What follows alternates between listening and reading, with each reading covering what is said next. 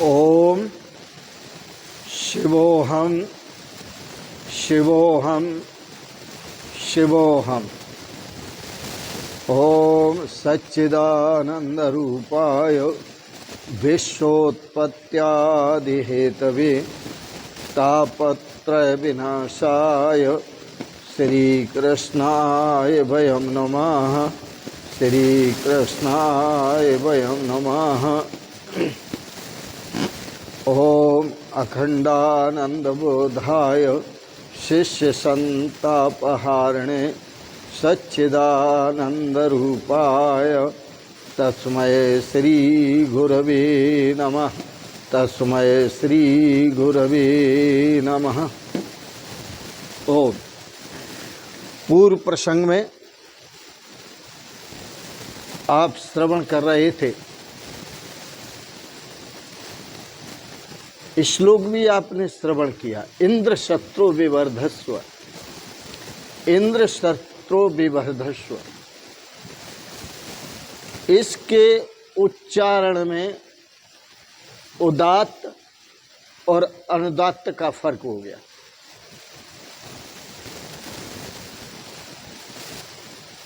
इंद्र शब्द उदात्त हो गया और शत्रु शब्द अनुदात्त हो गया, इसलिए उसका अर्थ बदल गया मंत्र का। उत्पन्न करना था इंद्र को मारने वाला पुत्र, लेकिन उच्चारण की गलती से इंद्र के द्वारा मरने वाला पुत्र उत्पन्न हुआ। उसका नाम था वृत्तासुर।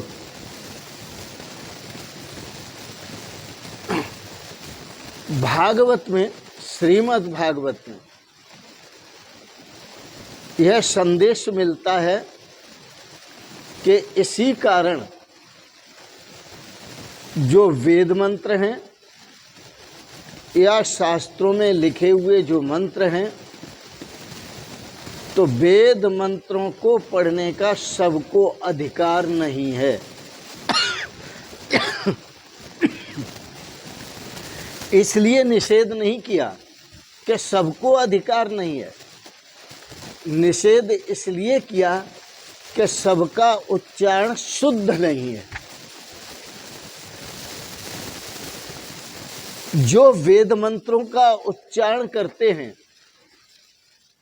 तो जो विद्वान शुद्ध उच्चारण करते हैं, उससे यजमान को लाभ होता है।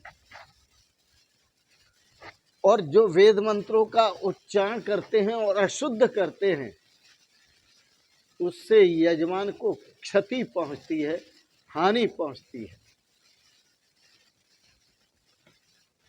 यही कारण है वेद मंत्रों को सबको पढ़ने का अधिकार नहीं है, ऐसा कहा गया।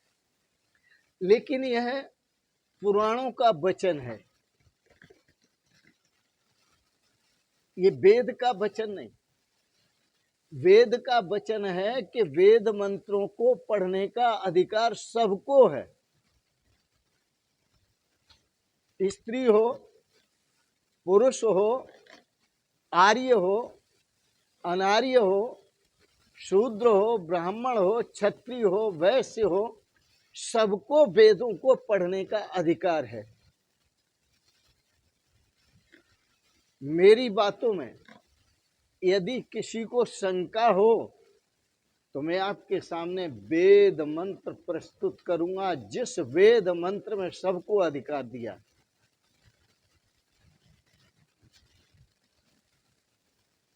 भागवत में कर्म की निंदा नहीं की है। लगता है कि श्रीमद् भागवत में कर्म की निंदा की गई है। कर्म की निंदा नहीं है। श्रीमद् भागवत शास्त्र में केवल भक्ति की महिमा है, और भक्ति जब तक आप कर्म के द्वारा, शुभ कर्मों के द्वारा आपका अंतःकरण शुद्ध नहीं होगा, आपकी इंद्रियां शुद्ध नहीं होंगी, मन मस्तिष्क शुद्ध नहीं होगा, तब तक भक्ति भी नहीं हो सकती। इसलिए कर्म को गौण माना गया है और भक्ति की प्रधानता बताई गई है। हाँ, निंदा की गई है कर्म की, लेकिन वह निंदा सकाम कर्म की है।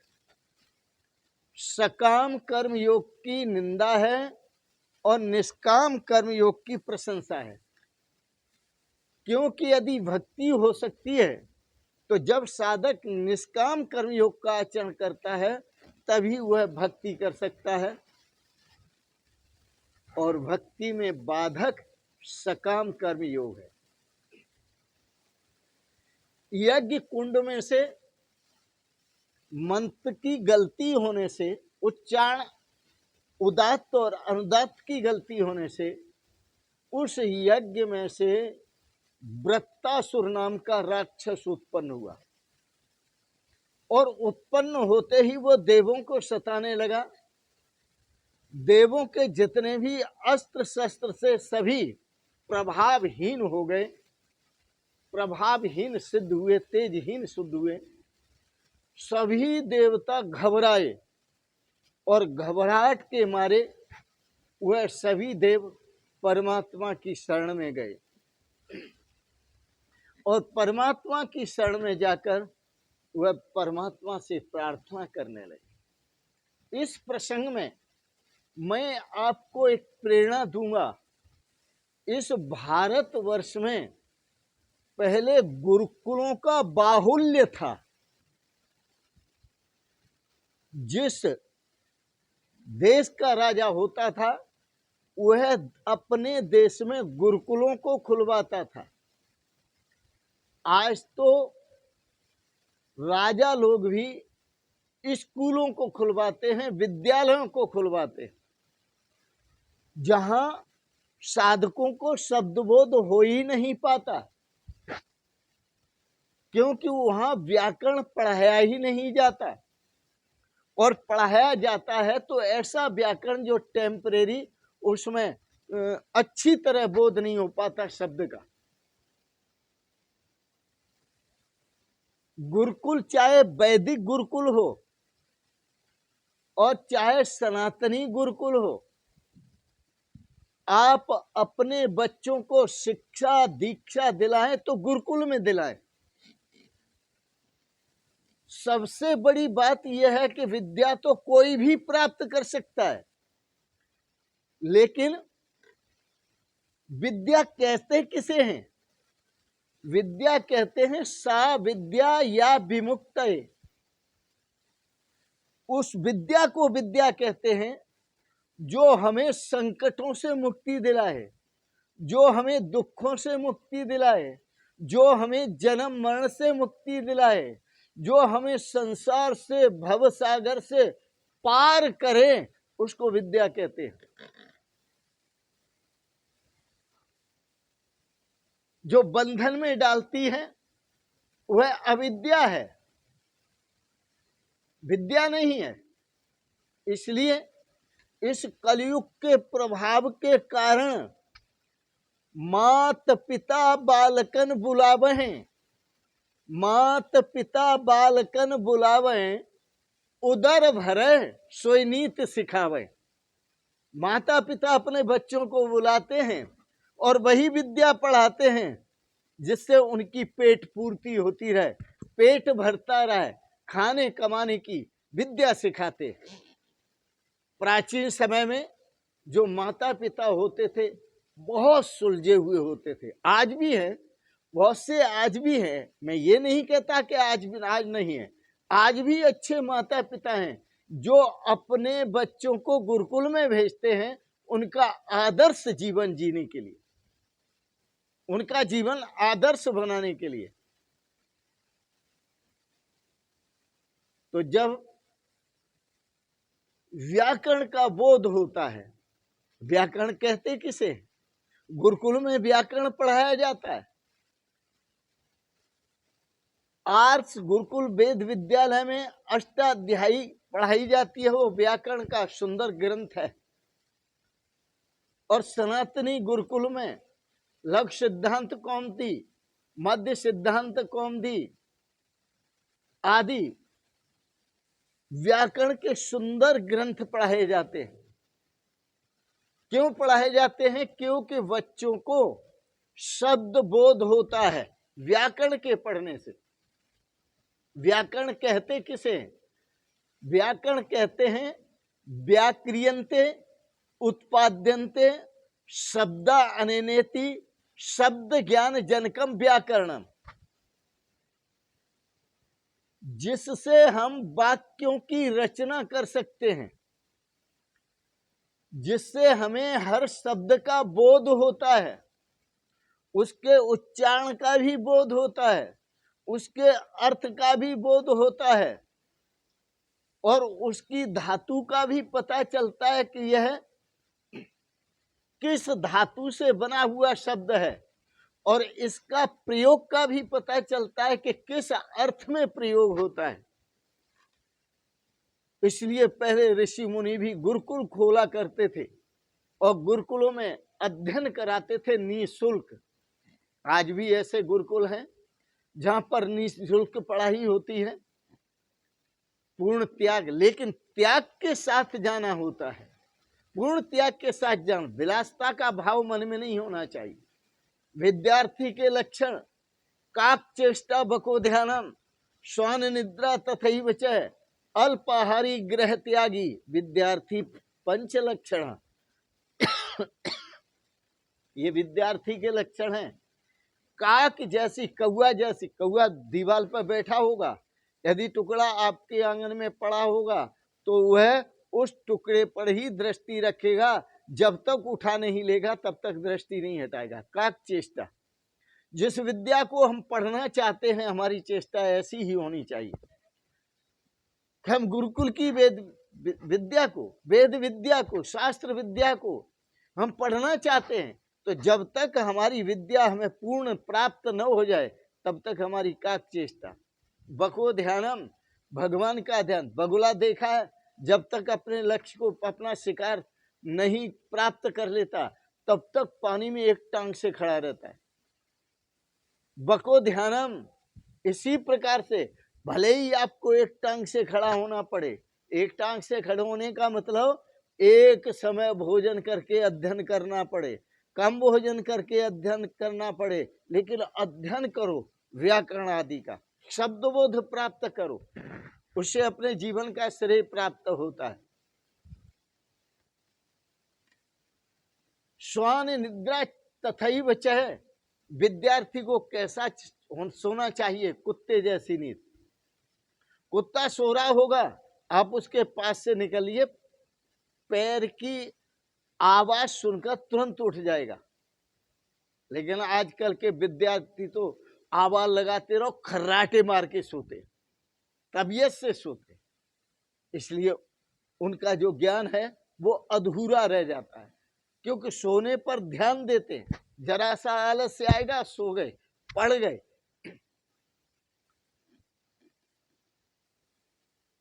अल्प आहारी, जब हम ज्यादा आहार करते हैं तब हमें ज्यादा नींद आती है। यदि हम स्वल्प आहार करते हैं, अल्प कम आहार करते हैं, तो हमें नींद नहीं आती, आलस्य भी नहीं आता, अन्न में बहुत नशा होता है।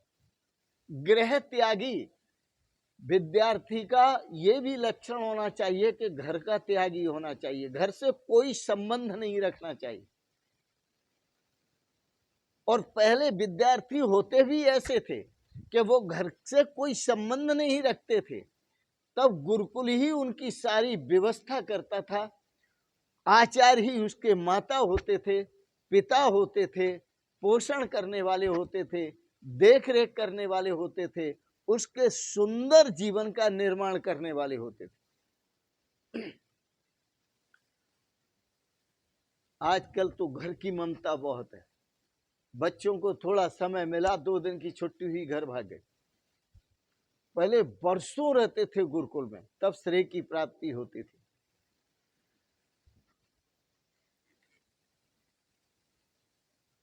जब भगवान के पास देव गए तो देवों ने भगवान को दो बातें देवों ने प्रार्थना की, आप हमारी रक्षा करें। वृत्तासुर अंधाधुंध हमको सता रहा है, बुरी तरह सता रहा है। तो भगवान ने दो बातें कही। एक तो पहले उल्हाना दिया भगवान ने देवों को, और उल्हाना क्या दिया?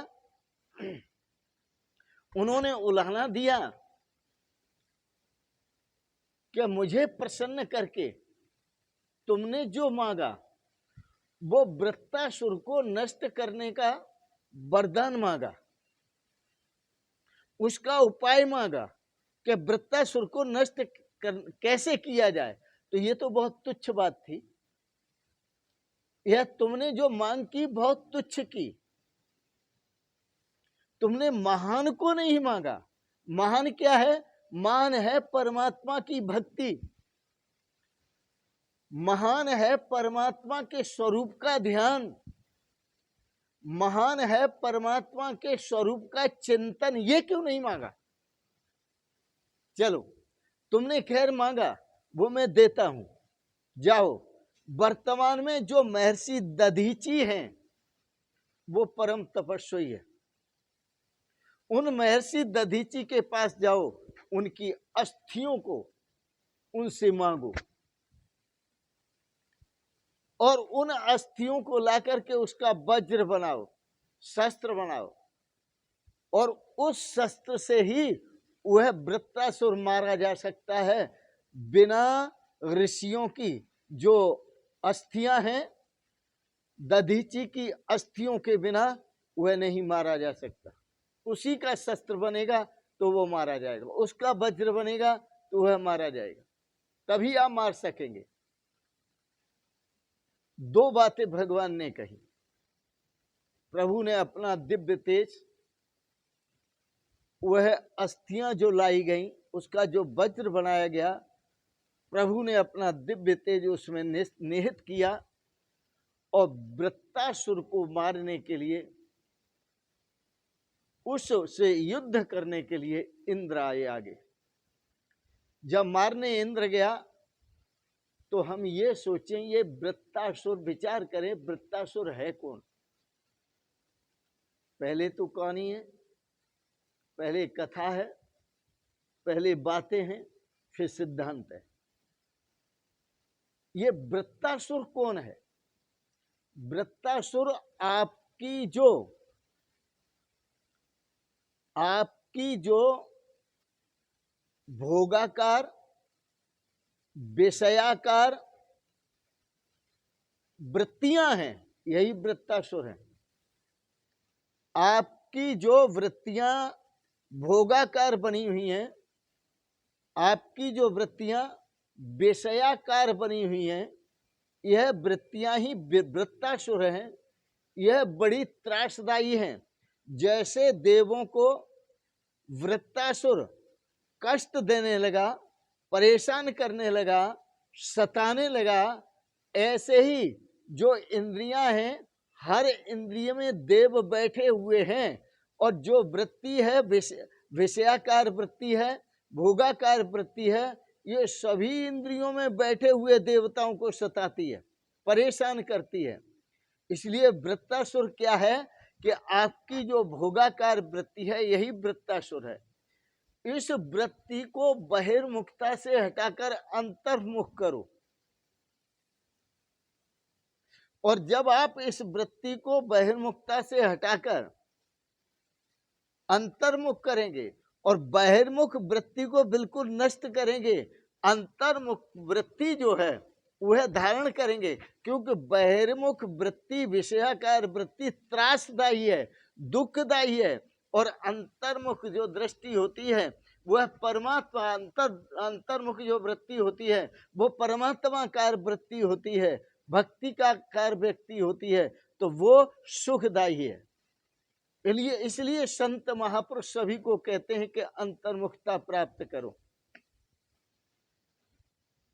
ज्ञान का प्रधान बल है, ज्ञान की जो प्रधान शक्ति है वह शक्ति है विषय वृत्तियों को समाप्त करना। ज्ञान रूपी वज्र के द्वारा जो विषयाकार वृत्ति है उसको नष्ट करें, जो भोगाकार वृत्ति है उसको नष्ट करें, जो बहिर्मुख वृत्ति है उसको नष्ट करें। और ज्ञान प्रधान बल है, ये ज्ञान जो है प्रधान बल है। ऋते ज्ञानान न मुक्ति, बिना ज्ञान के कभी किसी की मुक्ति नहीं होती, ये वेद का संदेश है। इसलिए भगवान श्री कृष्ण ने कहा था ज्ञान अग्नि दग्ध कर्माणम तब आहु पंडितम बुध। जो ज्ञान रूपी अग्नि में अपने समस्त कर्मों को जलाकर भस्म कर देता है उसी को तो पंडित कहते हैं। अपनी समस्त वासनाओं को जलाकर भस्म कर देता है, वासनाकार वृत्तियों को नष्ट कर देता है, भोगाकार वृत्तियों को नष्ट कर देता है ज्ञान के द्वारा, उसी को पंडित कहते हैं। ज्ञान अग्नि दग्ध कर्माणाम तमाहु पंडितम बुधा, बुद्धिमान वेद के विद्वान जो समझदार हैं उसको पंडित कहते हैं। आप यदि शांति चाहते हैं तो वृत्तासुर जो विषयाकार वृत्तियां हैं उनको आप अंतर्मुख करें। इंद्रियों के जो अधिष्ठाता हैं वो देव हैं और वो सभी इंद्रियों के अंदर वास करते हैं। भागवत में पहले चरित्र कहा जाता है, उसके उपसंहार में सिद्धांत कहा जाता है। ब्रह्मनिष्ठा ऐसी अटल होनी चाहिए, परमात्मा निष्ठा ऐसी अटल होनी चाहिए परमात्मा के स्वरूप में निष्ठा ऐसी अटल होनी चाहिए कि जिससे आपके जीवन में, आपकी अस्थियों में, आपके रोम रोम में एक दिव्यता प्राप्त हो। तो दधीचि ब्रह्मनिष्ठ थे, अतः उनकी अस्थियों में दिव्यता थी,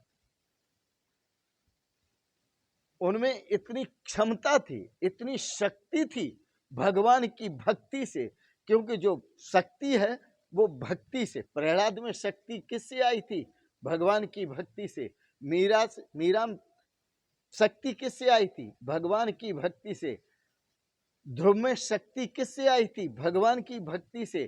तो शत्रुओं से युद्ध करने के लिए, वृत्तासुर जैसे भयंकर राक्षसों का संहार करने के लिए हमें भक्ति करना बहुत जरूरी है, और ज्ञान के द्वारा आसुरी वृत्तियों का नाश करना भी बहुत जरूरी है। दधीचि ब्रह्मनिष्ठ थे, उन्होंने अपना भी उपकार किया और दूसरों का भी, शरीर शांत होने के बाद दूसरों का भी उपकार किया। यही विशेषता होती है ऋषियों की। शास्त्रों ने कहा है कि मंत्र, मूर्ति और माला, गुरु, मंत्र, मूर्ति, माला और सतगुरु, ये चार चीजें कभी बदलने की नहीं होती। पुस्तक भी नहीं बदलनी चाहिए, बल जिस पुस्तक का आप पाठ करते हैं हमेशा एक ही पुस्तक रखो।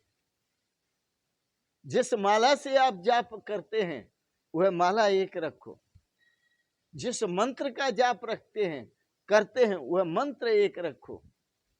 और जिस गुरु की शरण में गए हो उस गुरु को अपने जीवन में एक रखो। लेकिन गुरु करे जानकर और पानी पिए छानकर।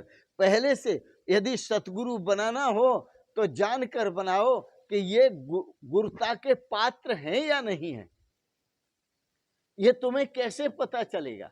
बस ये है, संत लक्षण कर देते हैं। यदि सतगुरु बनाना हो तो किसी ब्रह्मनिष्ठ को बनाओ, सतगुरु बनाना हो तो किसी ब्रह्मवेत्ता को बनाओ, सतगुरु बनाना हो तो किसी ब्रह्म ज्ञानी को बनाओ, तभी आपको जीवन में श्रेय की प्राप्ति होगी। तो उनके द्वारा दिया गया मंत्र ये कभी मत बदलो। जिस माला से जप करते हो वो कभी मत बदलो। माला दो तरह की होती हैं, वैसे तो कई तरह की होती है माला, पर दो तरह की, एक बाहर की माला, एक भीतर की माला। एक माला वो होती है जो हाथ में बाहर फिरती है, और एक माला जो होती है वह होती है जो श्वास में फिरती है। तो बाहर वाली माला जो देते हैं वो ब्रह्मज्ञानी बहुत कम देते हैं।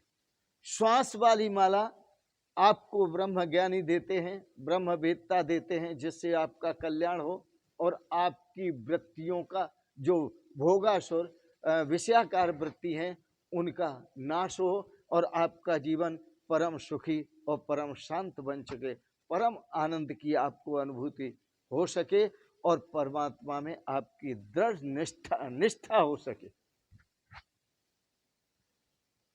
संत महापुरुष आपको श्रीमद् भागवत के आधार पर सुंदर संदेश देते हैं। सतगुरु शरण लीजिए भाई, जीते जीव नरक नहीं जाए। सतगुरु की शरण जो ले लेते हैं वो जीते जी इस संसार सागर को पार कर जाते हैं। शरीर तो उनका दिखता है लेकिन वो उस परमात्मा के साथ एक हो चुके होते हैं। आप भी जीते जी शरीर के रहते हुए उस परमात्मा स्वरूप का ध्यान करें और परमात्मा स्वरूप में स्थित होकर अपने जीवन में अनंत आनंद की अनुभूति करें, अनंत शाश्वत सुख की अनुभूति करें, अनंत शाश्वत शांति की अनुभूति करें। इन शब्दों के साथ ही वाणी को विराम देते हुए आपने बड़े प्रेम और श्रद्धा से श्रीमद् भागवत के प्रसंग को श्रवण किया, इसके लिए बहुत बहुत अनुग्रहित हैं। आप सबके प्रति भगवान से मंगलमयी शुभ कामनाएं करते हैं। भगवान आपको सपरिवार सदा स्वस्थ और सुखी रखें। आपको बहुत बहुत शुभकामनाएं, बहुत बहुत आशीर्वाद, बहुत बहुत प्रणाम प्रणाम प्रणाम। शिवोहम शिवोहम शिवोहम।